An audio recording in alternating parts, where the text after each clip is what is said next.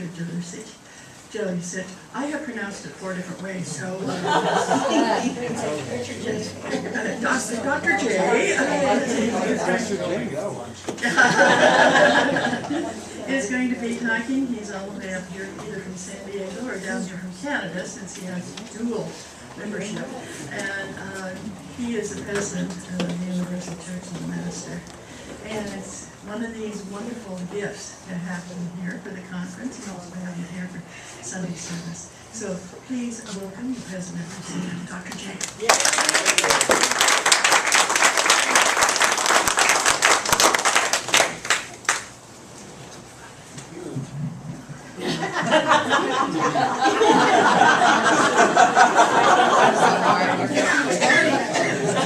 Like things change fast around here.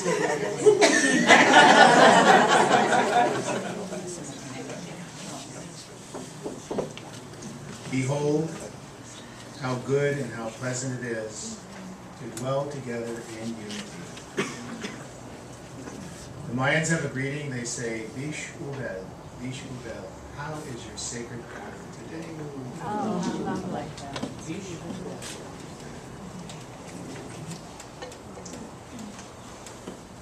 When you bare your heart to the inner Christ, traditionally we've had some problems with that because in our traditional religions we've been taught that the Christ, God, is somewhere over there, somewhere out there. Spiritualism means you know there is no separation, that this is God within. And the power of love was a fitting theme because we're living in an age where we are supposed to know this. We are intended to surrender to the power of love within us. That infinite power has always, will always exist because love is inexhaustible. Love cannot be quantified. We're living in an age where it's not really so much about leaders and followers anymore. We're living in an age of personal accountability and personal responsibility. What I call a co-creative conscious collaboration.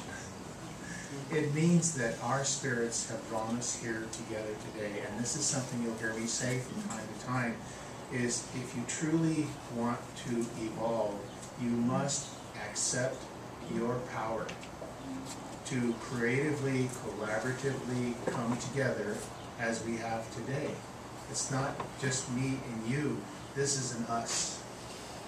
And an us means unified in spirit. And that's what this is about. If you truly want to grow spiritually, you must accept your power. Not whether you have it, that you have it. So, I had a little bit of a health challenge earlier this week. And you know how it is. Spirit is what happens when you're making other plans. And Mary, so kindly, so lovingly, Reverend Mary Garry said, well, you know, how about if I contact Dottie and see if maybe I would be giving the sermon. And I felt, and didn't stand on ego, I thought, you know, this feels right. I don't know why, but this feels right, because sometimes, like some of you, I can be just a study. No, I'm going to do this.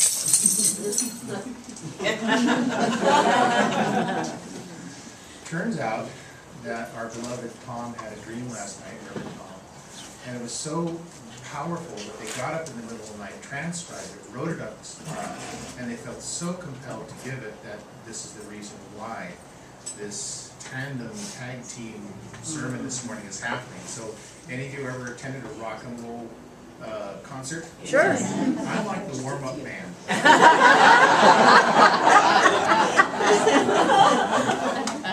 So without any further ado, I'm going to give you Reverend Mary Garry, our Vice President of DCU.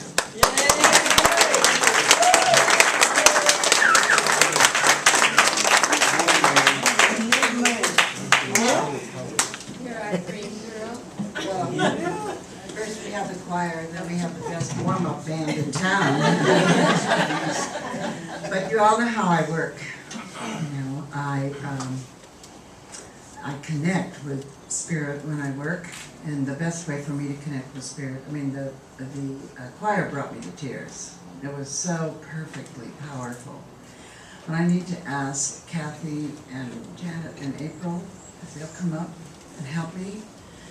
You know my song, and we walk among you as we sing it, because it's not one person's energy. It's not, we don't walk among you because you're giving it to us. We walk among you so that we can exchange the energy.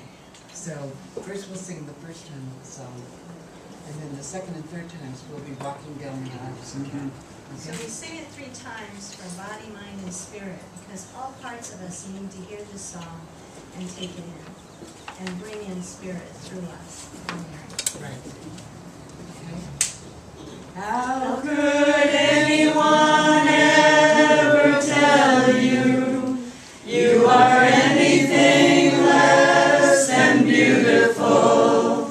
How could anyone ever tell you you are less than whole? How could anyone fail to notice that your loving is a miracle? How deeply you're connected to my soul. How could anyone ever tell you you are anything less than beautiful? How could anyone ever tell you you are less than whole? How could anyone fail to notice that your loving is a miracle? How deeply you're connected to my soul. How could anyone ever tell you you are anything less than beautiful? How could anyone ever tell you you are less than whole? How could anyone fail to notice that your loving is a miracle? How deeply you're connected to my soul. How deeply you're connected to my soul.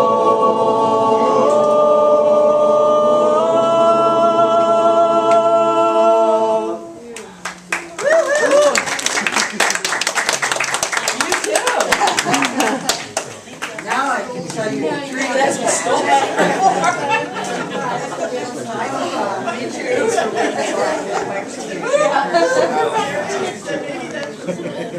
Right, that's right. Daddy says maybe that's what we always wear stoles for. To dab your eyes? Okay. In the dream, Tom met a man like a wise and truthful person wearing robes. And he told Tom, what we believe is true creates a limit to what we can accept as true. Teach this. What we believe is true creates a limit to what can be accepted as true. That's true. So Tom said in his dream, I went and told people that this was important. What we accept as true limits what we can accept to be true. And most people, after the words of the teacher, told them of the new belief, but they were skeptical. The belief that we don't learn new things, expansive new things, because we don't believe in the possibility of this expansiveness. It's why we don't have more people believing in paranormal experiences. So here's the deal. Skeptical individuals are likely, I lost my place, so this is a dream, so I have to give it to you as they gave it to us. Skeptical individuals are likely to refuse to believe in something that conflicts with their current beliefs. And so that makes it hard for them to expand to a new truth. So consider teaching this way. Ask people to suspend their current beliefs to expand to a new truth. Not to give them up, just suspend them as they learn of the new truth. And tell them that when we learn a new truth, it is stored in a particular part of the brain. The new truth is stored in a particular part of the brain. And to change an old belief to a new belief, we have to then continue to feed money, it's a wild American thing to say. We have to feed information into our brain through the new portal. Then the new truth can be reinforced. To continue to gain information, we must continue to work the new information into the portal to maximize our growth. And then they said, this is how we stage information in this universe. We identify a teacher. They identify Tom. We have to have it be a believable teacher, which we all know Tom is. We have to make them want to teach, which they did in the dream that they touched him with. You have to try to teach and be willing to accept that you will meet resistance. And then you have to guide them to activate their magical place. So I said, what is this magical place? He said, he could talk to the teacher. We must activate our own personal magical potential to allow creative thinking to support expanded personal beliefs. Then the dream jumped, and Tom stood as a physician tested a blind man with high psi. And the physician found it so impossible to believe the results that he was conflicted because he had tested the person and he knew it was true. How I translate in the dream is that we often encounter an experience that we disregard because we say it just couldn't have happened. Be careful of that. Then, Tom was walking in the street when he paused in front of his childhood home, which unexpectedly had a fence and a locked gate. But he felt the need to get in as someone in the house had special information for him, so he climbed over the gate. He looked into the yard and he met a man who seemed to know about him, Tom, even though I didn't know him. And he also knew that I was a metaphysical teacher. And I told him about the new teaching I had just received and needed to teach others in a way they can understand. And he woke up and woke me up and said, write down the dream. And Tom and I have been together for 40-some years, and we have learned to work together. And so we have trained ourselves in instances like this to remain in what we call the hypnagogic state. That is, I can see the head shaking, most of you know about it. It is a place between waking and sleeping where spirit can access you. So we both consciously stayed in that place. And when Tom's dream closed, I asked for the story. Because my new teacher has taught me to always ask for the story, Sensei. And ask for permission to expand the story. And this is what I was given. First of all, they said to me, we taught you how to use analogies. I said, I got it. Thank you. But could you help me with this analogy? And so they helped me. After our soul infusion, when the divine had determined that the planet had evolved sufficiently to sustain humanity as we have come to understand it, our souls were infused. That's when the spark of God came into us. And for eons, we lived connected to nature and each other. The sixth sense was active and connected. Everything was connected, and everyone understood about God or the divine source, even if they didn't have the skills to talk about it, as we do, or paint it clearly on the walls. That did not mean they were not connected and they did not understand. But as we developed and we improved our personal surroundings, we had a roof and walls so that Father Wind spoke to us less. We had a garden, and the leaves and the greenery didn't have to speak to us the same anymore. We had developed hunting skills, and so the animals didn't have to speak to us. They moved on their own path. And we gathered in community, and the community was our companion and the resource we relied upon less than the divine.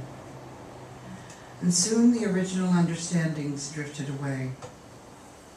But we grew in our way, and science came along and moved us fully into our left brain.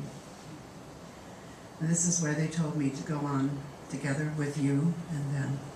So I asked them to join with me. And they chose not to interfere with science, for they did not believe that it was wrong to learn new things and to develop a way of protecting ourselves, of moving us forward, of feeding more people than just our small clan. Their hope was that we would grow as a loving tribe that spread across the world. And so they remained uninvolved. They declined to intervene to prevent us from having science grow and give us more tools. But as they watched, they felt as though they had to insert a protection into humanity. For they believed that they had placed, as they placed a God gene, they had placed in our brain, in our DNA, the mechanism that allowed us to accept things we could not explain nor understand. Allowed us to assure ourselves to stand in our truth and know that more than what we understood was still valid. That was an important part of our soul's growth, and we had begun to lose it. And so the divine created magic, because they felt as though you were born with these gifts, which is why I think Tom was sent to his childhood home. But sometimes we build a fence around them, and we have to jump back over that fence in order to re-engage with that power. So they said, how can we give all of these people an understanding? And they said, most of the time, parents want their children to be happy. And so they created magical events for children. We call them Christmas. We call them Easter. We call them the Tooth Fairy. We call them all the little magical places that we gift our children with when they are growing, so that that gene inside them does not shrivel away. We, sooner or later, tell them that it was a magical story because we loved them. And it doesn't matter that it was not actually Santa bringing the presents or the Tooth Fairy putting the quarter. It's probably $5 now. What we did and what we should continue to do and what we need to do for ourselves is to understand that magic is the new word for metaphysical, as long as it comes from your heart. Because the point of it is to realize, to experience, to see that things happen that we simply cannot explain away. Sometimes we use a magician, and sometimes we create it ourselves, and we give it to our children. And now they want us to learn to jump the fence, to go back into that place where magic was real, and to allow it to become real again. Because the truth is that the God source can come to us through that believing, just as any other believing. And we all know, particularly from what we have experienced this weekend, that truth spoken when your heart is open and quivering are a part of you much longer than truths spoken when you're writing it down in a clinical setting. That's the power of this kind of a community, because it is safe to let your heart quiver. That's what our church attempts to create, is a safety and a tool for the ministers who are reaching out to people who have not had these dreams, have not heard of these dreams, but who need to find a way to reopen their door of magic. He gave me this teaching, she gave me this teaching, the divine androgynous being that gives me this teaching. I know, get back there. It's so hard though, I want to be with you. Thank you. I'll have to start over finding the teaching over again. Don't go away, God. No, it's okay, it's good enough. I just need to move a little. I just need to move a little closer, because our closeness to one another, how I felt when I walked down the aisle and could touch the people and find their hearts were open to my heart, that they were able to reach to me as you reach to all of the others going down the aisle. That when you can create that opening and say, it is safe to have that opening, surely your heart has been hurt. No one in this room has not had their heart hurt. If God wanted it to be easy, he wouldn't have bothered to create this planet. She wouldn't have created this planet. The she God has been spending eons, whether it's Mary or Kuan Yin or any of the other female goddesses, hold to this planet to give us connecting points to strengthen us when we're vulnerable. The he God will come when we call him, but like like many yang energies, you have to call it out, you have to fight for it, you have to move into it with force. The yin, you can call to you in your weakest, frailest moments. So that God has given you both, and hopes that you will use both, not spurn one for the other. That God has given us tools and blessings and magic, and he has reminded us of this day, in this room, this time, because he loves each and every one of us here so much. And God does love the workers. God knows it is not easy in this world to do personal sustaining work and spiritual work at the same time. Those in spirit sometimes forget what it's like down here. Yeah, I guess. But the God force doesn't forget. The God force remembers. The God force will welcome you with arms around you when the time comes. The God force wishes you a very good week. Thank you.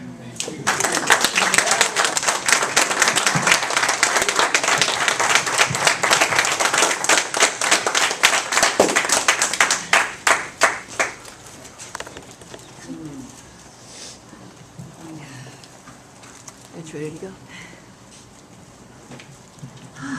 Take a nice deep breath. Ready for you.